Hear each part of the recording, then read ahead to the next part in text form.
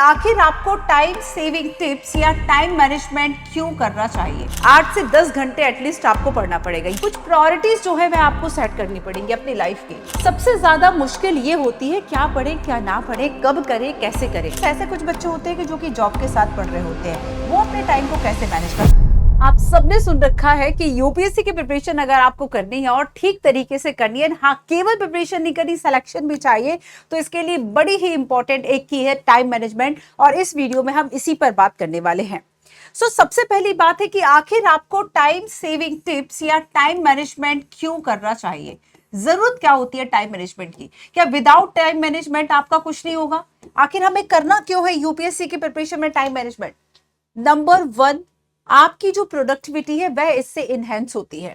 आप जो काम कर रहे हैं, आप जो पढ़ाई कर रहे हैं, ठीक है, जो भी आप पढ़ रहे हैं, आपको पता चलता है इवन कि आप कहाँ पर स्टैंड कर रहे हैं, आपकी प्रिपरेशन कैसी है। और अगर प्रिपरेशन नहीं है, आपने ये नहीं, आपको पता है कि भाई टाइम मैनेजमेंट हमसे नहीं हो पा रहा और हम यहाँ पर केवल मान लीजिए 2 आवर पढ़ रहे हैं, तो एटलीस्ट आप ये अवेयर रहेंगे कि देखो इतना जो है ना, ये इनफ तो नहीं है एटलीस्ट सिलेक्शन के लिए, इनफ नहीं है यूपीएससी के प्रिपरेशन के लिए कि आप 2 आवर पढ़े। बेसिकली बच्चे, ये सेल्फ अवेयरनेस के लिए भी बहुत ज्यादा जरूरी है।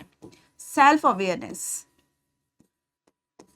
अवेयरनेस के लिए बहुत ज्यादा जरूरी है। आपको एटलीस्ट खुद के साथ ऑनेस्ट होना चाहिए कि हम कितना टाइम अपना वेस्ट कर रहे हैं, कितना टाइम अपना यूटिलाइज कर रहे हैं, कितना टाइम ऐसा है जो कि हम प्रोडक्टिव तरीके से हम इसका यूज कर पा रहे हैं। तो ये बहुत ज्यादा जरूरी होता है और आपको इसी चीज को बच्चे ध्यान में रखना होगा, है ना, कि आखिर हम कितना पढ़ रहे हैं और वो क्या पढ़ रहे हैं, साथ में कितने ज्यादा हमारा जो सिलेबस है, जो टॉपिक्स है, वो बेसिकली कवर हो रहे हैं। ठीक है, तो सेल्फ अवेयरनेस जो कि आपके यूपीएससी की प्रिपरेशन के लिए बहुत ज्यादा जरूरी है। आपको एटलीस्ट पता होना चाहिए कि आपकी स्टडी कहाँ पर है, कहाँ आप स्टैंड करते हैं, कैसी आपकी प्रिपरेशन है, कितना आपका कवर हुआ है।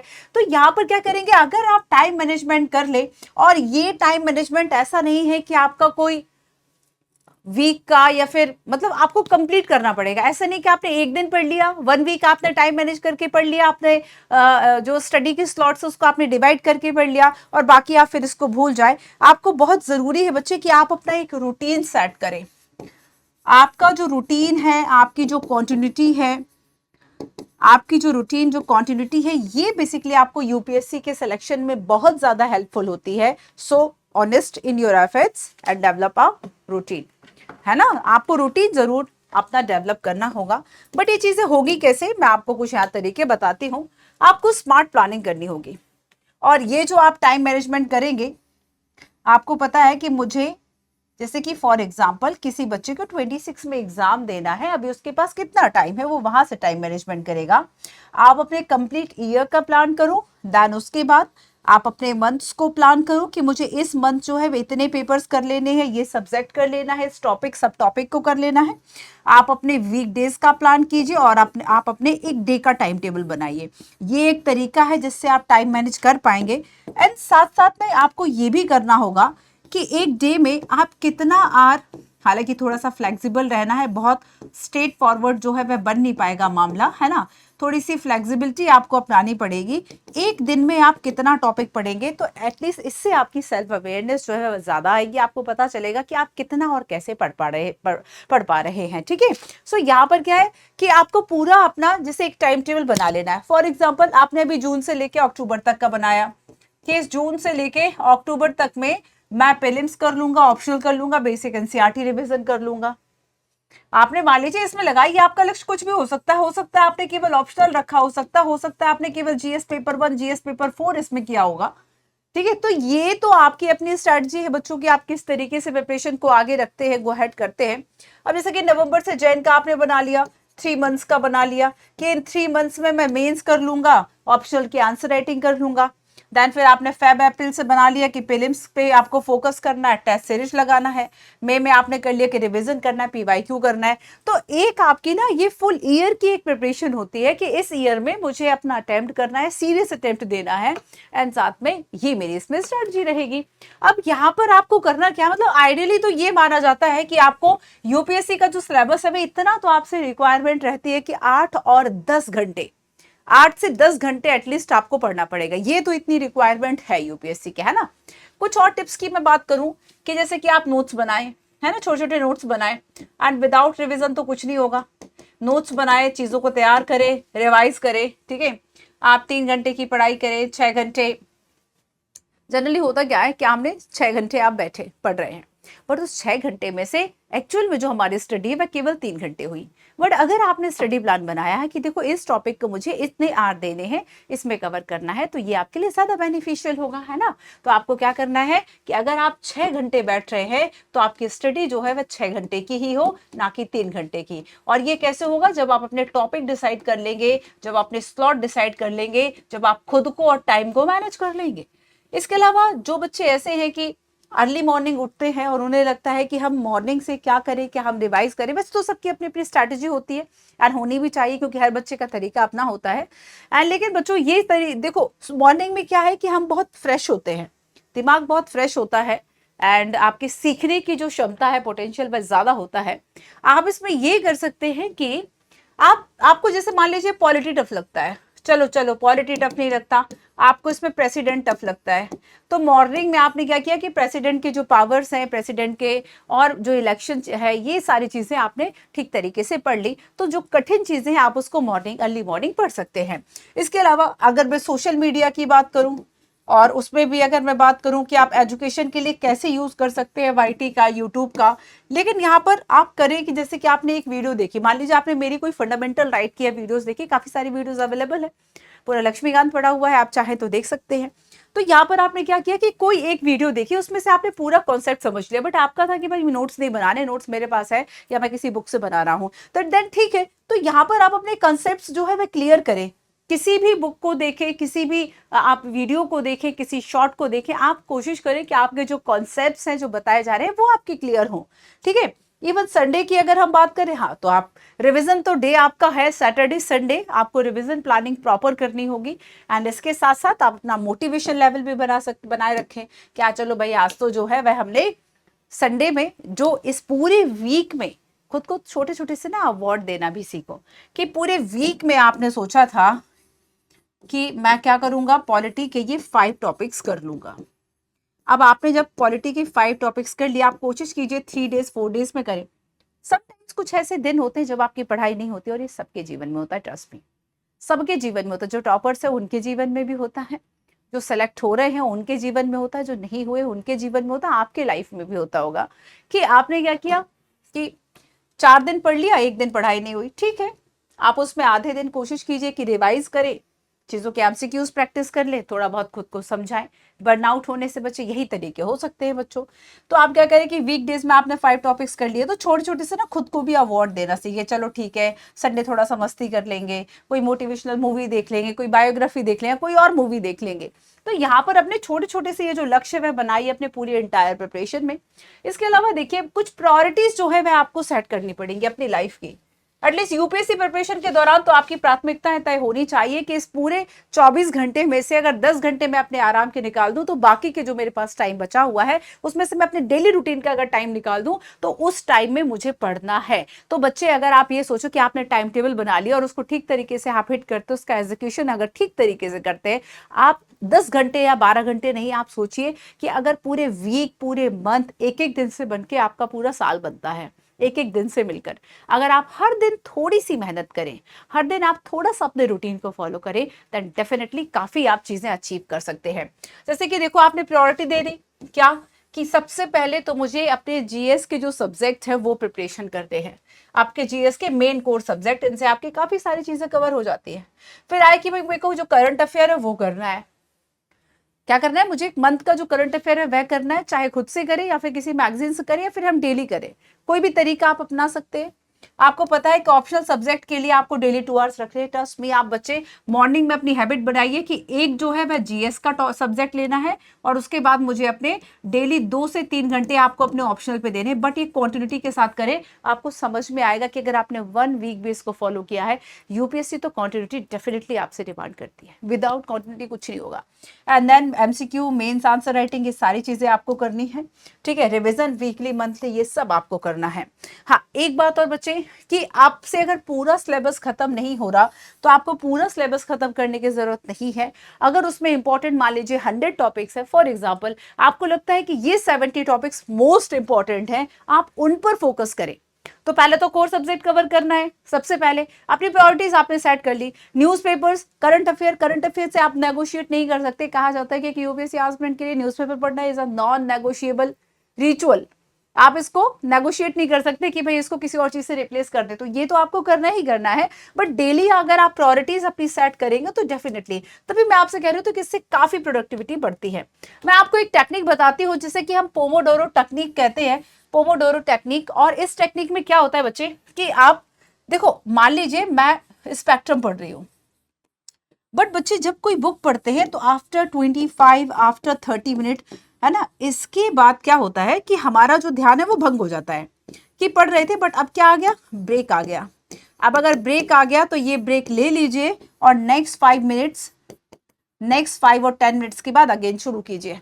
तो इस तरीके से आप छोटे ब्रेक लेके पढ़ाई करें, है ना। शुरुआत के 2-3 ब्रेक ले लें। अपनी पढ़ाई कैसे करें, 2-3 घंटे कैसे बैठे, मैं वो तरीका आपको बता रही हूँ कि आपने क्या किया कि छोटे ब्रेक ले लिया। आपने 25 मिनट पढ़ा, देन शॉर्ट ब्रेक हो गया 5 मिनट्स का। और अगर आपको लग रहा है कि अब आपने इस तरह के शॉर्ट ब्रेक एक बार ले लिया, मान लीजिए 8 बजे से पढ़ने बैठे थे, ठीक है, एक ब्रेक आपने 8:30 पे ले लिया 5 मिनट का, फिर आपने 9 AM पे ले लिया, फिर आपने 9:30 पर ले लिया, फिर आपने 10 AM पर ले लिया। अब फिर आपको लग रहा है कि यार ये तो 2 आवर की हमारी स्टडी हो गई। अब 2 आवर की स्टडी होगी, अब आपको लग रहा नहीं, अब तो मुझे 30 मिनट का ब्रेक चाहिए। फिर 30 मिनट के बाद का ब्रेक ले लो। फिर देन उसके बाद क्या करो, 30 मिनट के बाद फिर एक बार रिवाइज करो कि पढ़ा क्या है। 5-10 मिनट लगते हैं मुश्किल से रिवीजन में, एंड देन फिर अगेन आप इस टेक्निक को फॉलो कर सकते हैं। तो आप क्या कीजिए कि 25 मिनट्स की पढ़ाई कीजिए, 5 मिनट का एक ब्रेक लीजिए। एक ऐसा एक तरीका है। आजकल मोबाइल ट्रैकर, इतने सारे टाइमर के एप्लीकेशंस, बहुत सारी चीजें आ गई जो कि आपको स्टडी में हेल्प करती है। इसमें बच्चे डू नॉट डिस्टर्ब का भी एक ऑप्शन है ना। डू नॉट डिस्टर्ब का आप हॉस्टल में भी यूज कर सकते हैं कि अपने रूम के बाहर, गेट के बाहर आपने लगा दिया डू नॉट डिस्टर्ब। एंड इसके अलावा आप अपने फोन में भी डू नॉट डिस्टर्ब यूज कर सकते हैं, जिसमें उस दौरान आपके फोन वगैरह आए भी तो आपको ना समझ में आए। इसके अलावा देखो कुछ और टाइम सेविंग टेक्निक्स हो सकती हैं जो कि आपको टाइम मैनेजमेंट में हेल्प करेंगी। सबसे ज्यादा मुश्किल ये होती है क्या पढ़े क्या ना पढ़े, कब करे कैसे करे। तो देखो सब तो एक साथ कर नहीं सकते। तरीका यही है कि आपको अलग अलग चीजों को कवर करना होगा और सारी चीजें एक साथ नहीं कर सकते। तो अगर आपने एक बार टाइम टेबल सेट कर लिया, आपको पता है कि देखो पूरे अगर ईयर की प्लानिंग के हिसाब से हम देखें तो मंथ में इतना करना पॉसिबल है, इतना मैं कर लूंगा और इससे मेरा काम हो जाएगा। आपने उसको वीक में डिवाइड कर लिया। वीक में डिवाइड करने के बाद आपने एक दिन में डिवाइड किया, थोड़ा सा चीजें फ्लेक्सिबल रहेगी, उससे आपको स्ट्रेस नहीं होगा। आपको ये लगेगा कि हाँ मेरी पढ़ाई ठीक चल रही है और अगर मैं इस एनर्जी के साथ, इस स्पीड के साथ पढ़ती रहूंगी तब मेरा सिलेक्शन हो जाएगा, सिलेबस मेरा कवर हो जाएगा, आंसर राइटिंग भी हो जाएगी, न्यूज़पेपर भी सब हो जाएगा, तो स्ट्रेस नहीं रहता इवन, है ना। तो यहाँ पर आप क्या कीजिए कि सबसे पहले तो मैंने आपको बताया कि पोमोडोरो मेथड का यूज आप कर सकते हैं, जो कि आपका फोकस बढ़ाता है कि चलो 20 मिनट पढ़ते हैं फिर रेस्ट, 25 मिनट पढ़ते हैं फिर रेस्ट, है ना। तो आप 20 मिनट मन लगा के पढ़ोगे। खुद को पढ़ाने के लिए भी बड़ा बेवकूफ बनाना पड़ता है, मुश्किल काम है। अगर सरल काम होता तो सब पढ़ लेते हैं। हाँ, और मैं कह रही हूँ कि क्या करें क्या ना करें वाली जो सिचुएशन है वो, उसमें एक चीज आपको हेल्प करती है कि जैसे कि आपको कल क्या करना है वो मैं आज डिसाइड कर लूं। मैं आज शाम को ही अपने एक नोटबुक बना लूं, जब पढ़ ही रहे हो तो तरीके से पढ़ो। अपनी एक डायरी, अपनी एक नोटबुक बना लो जिसमें ये लिख लो कि देखो मुझे ये पढ़ना है, अगले दिन के लिए मेरे ये प्लान है, और आज मुझे ये पढ़ना था बट मैं इसको अचीव नहीं कर पाया, मैं नेक्स्ट डे पहले इसको कवर करूंगा देन वो। तो आप अगर टाइम मैनेज करेंगे, टाइम टेबल प्रॉपर बनाएंगे, तो यही है ना कि आपकी प्रोडक्टिविटी एनहेंस होगी। आपको एटलीस्ट पता होगा कि मैं ये पढ़ पाया, नहीं पढ़ पा रहा हूँ, ठीक है। ये सारी चीजें हैं। इसके अलावा संडे का हाफ डे जो है अपने रिवीजन के लिए निकालिए। ये सारी चीजें आपको रखना है, ठीक है। चलिए, तो ये मैंने आपको कुछ इंपॉर्टेंट जो पॉइंट्स है वह बताए। इसके अलावा फ्रेंड्स मैं कुछ बातें और आपको बताती हूँ जो डेफिनेटली आपको हेल्प करेंगी। सबसे फर्स्ट तो है कि टाइम मैनेजमेंट करने के फायदे आपके लिए यही हैं कि एटलीस्ट आप बहुत रियलिस्टिक होते हैं, सेल्फ अवेयर होते हैं, और सेल्फ अवेयरनेस का ये गेम है भी, ठीक है। तो आप सबसे पहले तो क्या करेंगे, एक रियलिस्टिक टाइम टेबल बनाएंगे। अब एक दिन में लक्ष्मीकांत और दूसरे दिन में स्पेक्ट्रम, इस तरीके के अनअचीवेबल नहीं बनाने हैं। और अगर हम जब इस तरीके के बनाते कि एक दिन में 100 पेज पढ़ेंगे, रियलिस्टिक टाइम टेबल, जैसे कि मान लीजिए मैं आपसे ये कहूँ फॉर एग्जाम्पल कि मैं एक दिन में 100 पेज पढ़ूंगी। अब ये 100 पेज पढ़ोगी तो केवल पढ़ ही लोगी, बस केवल आपका पढ़ना ही हो पाएगा, ना तो आप इसे समझ पाएंगे और ना ही आप ये समझ पाएंगे कि इसका यूज पीटी एंड मेंस में क्या है, तब तो ऐसा पढ़ना बेकार है। ना ही आप इसके नोट्स बना पाएंगे, ठीक है, और शायद मे बी 100 हो भी ना पाए उस क्वालिटी के साथ। एक समय के बाद जब ज्यादा आप पढ़ लेते हैं तो शब्द केवल नाच रहे होते हैं, हम उसमें से सीख कुछ नहीं रहे होते हैं, है ना। So please realistic time table बनाए। अपना जो सिलेबस है, सिलेबस को ब्रेक करके टाइम टेबल बनाए कि सिलेबस में 10 पॉइंट है और मुझे अगर 7 डेज में डिवाइड करना है तो मुझे इस तरीके से करना है ना, ये सब्जेक्ट करना है, तो सिलेबस को आप ब्रेक डाउन कीजिए। इसके अलावा अपना टाइम टेबल जो है वह सेट करें कि मुझे एक दिन में मैं मुझे 6 to 8 आवर पढ़ना है। एंड 6 to 8 आवर से क्या ये जो मैंने अपने लिए स्टडी का ये जो मैंने अपने ये टारगेट्स बनाए हैं, क्या ये मैं अचीव कर पाऊंगा, ये एक तरीका है ना। तो इसको आप करें। सो सबसे पहले तो आपको यही देखना है बच्चे की रियलिस्टिक टाइम टेबल बने। आप सोचेंगे कि 100 पेजेस पढ़ना है या फिर एक दिन में लक्ष्मीकांत, दूसरे दिन में स्पेक्ट्रम, एक दिन में एनवायरनमेंट कर ले, ये पॉसिबल नहीं हो पाता है। सो थोड़ा सा रियलिस्टिक करें, माइक्रो प्लानिंग करें, खुद को समझें। आप दिन में पढ़ पा रहे, रात में पढ़ पा रहे, अपना टाइम मैनेज कीजिए कि देखो मेरे पास ये समय है। एटलीस्ट ऐसे कुछ बच्चे होते हैं कि जो कि जॉब के साथ पढ़ रहे होते हैं, वो अपने टाइम को कैसे मैनेज करते हैं, उन्हें पता है कि उन्हें ये 4 आवर मिले हैं और ये इस 4 आवर में बहुत फोकस्ड होकर मिनिमम रिसोर्सेज के साथ पढ़ लेते हैं। एक तो फोकस्ड है और दूसरा है कि मिनिमम रिसोर्सेज के साथ पढ़ लेते हैं, और ऐसे में उनका सिलेक्शन हो जाता है। वो बहुत सारे डिस्ट्रैक्शन से बच जाते हैं क्योंकि उनके पास टाइम नहीं होता बहुत ज़्यादा डिस्ट्रैक्ट होने के लिए। उन्हें पता है कि मुझे यही चीज़ हिट करेगी और वो उसी तरीके से प्लान भी बनाते हैं। तो आपको भी यही करना होगा। आपने जो भी डिस्ट्रैक्शंस हैं वह मिनिमाइज कीजिए। सोशल मीडिया का यूज़ बहुत ज़्यादा मिनिमम कीजिए। हाँ, स्टडी के लिए आप कर सकते हैं। आजकल वैसे भी आप देखेंगे कि यूट्यूब पर, मुझे भी आप यूट्यूब पर ही देख रहे हैं, और वैसे भी आप देखेंगे कि यूट्यूब पर बहुत सारी चीज़ें अवेलेबल है कि आप एंटरटेनमेंट के लिए अगर रील स्क्रॉल करते जाएं तो पता नहीं कब 2 घंटे निकल जाए। बट अगर आपने टाइम टेबल बनाया है, जो कि आपको बनाना भी है बच्चे, विदाउट इसके तो कुछ पॉसिबल नहीं हो पाएगा। आपको टाइम टेबल बनाना होगा, उसके हिसाब से आपको पढ़ना होगा, है ना। तो ऑर्गेनाइज करें अपनी डेस्क को, जो भी आपका एक क्लटर एनवायरनमेंट है उसको दूर करें, है ना। कोशिश करें एक पीसफुल माइंडसेट के साथ आप स्टडी कर सके। रेगुलर रिवीजन करें, जब चीज़ें तैयार हो जाए देन उसके बाद आप रिवीजन करें, मॉक टेस्ट दें, खुद को आप तैयार करें। बेसिकली कहते भी कि अगर अच्छी प्रिपरेशन हो जाती है देन अच्छी प्रिपरेशन अगर हो जाए तो आप वैसे भी प्रिपेयर हो जाते हैं यूपीएससी के एग्जाम के लिए। प्रिपरेशन बहुत कुछ बताती है, सिलेक्शन होगा नहीं होगा। हाँ, इन सब के अलावा आप अपना पूरा टाइम टेबल दिन हर चीज़ को एक डिवाइड करें, बांटे, है ना। एंड ब्रेक बीच बीच में लेते रहे। बहुत ज़्यादा बर्न आउट होकर स्टडी ना करें, वरना फिर अगर ज़्यादा बर्न आउट हो गए तो फिर एक दिन पढ़ लोगे, 2-3 दिन नहीं पढ़ पाओगे। एक दिन सोचोगे कि आज 18 घंटे पढ़ लें, फिर अगले 2 दिन सोते रह जाओगे। अरे आप पढ़ा तो था, वही भ्रम दिन में एक दिमाग में फोमो ही क्रिएट हो जाता है। तो कोशिश कीजिए कि रियलिस्टिक टाइम टेबल बनाएं, अचीवेबल जो अपने टारगेट्स है वह सेट करें एंड कॉन्टिन्यूटी के साथ कोशिश करें, तो डेफिनेटली टाइम मैनेजमेंट आपको बहुत हेल्प करने वाला है। हाँ, और इसमें सबसे अच्छी बात है थोड़ा सा पॉजिटिव माइंडसेट रखें, थोड़ा नहीं काफ़ी सारा। सो हेल्दी लाइफस्टाइल अपनाइए, है ना। वैसे भी गर्मी बहुत है, थोड़ा सा अपना ध्यान रखें। एंड अगर आपके कोई और कमेंट्स हैं देन हमें ज़रूर कमेंट में बताएं। चलिए, so thank you so much.